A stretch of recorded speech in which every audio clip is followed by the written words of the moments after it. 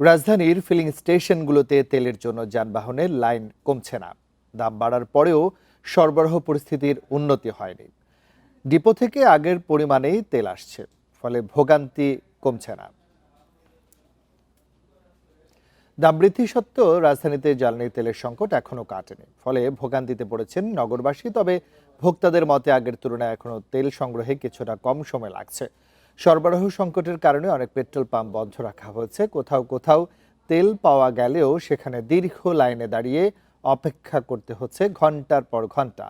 Rationing পদ্ধতিতে তেল নিতে অনেক ক্ষেত্রে 4 থেকে 8 ঘন্টা পর্যন্ত সময় ব্যয় করতে হচ্ছে। এদিকে পাম্প সংশ্লিষ্টরা জানিয়েছেন, মাঠ পর্যায়ে প্রায় 25% পর্যন্ত জ্বালানি সরবরাহ বৃদ্ধি করা হয়েছে।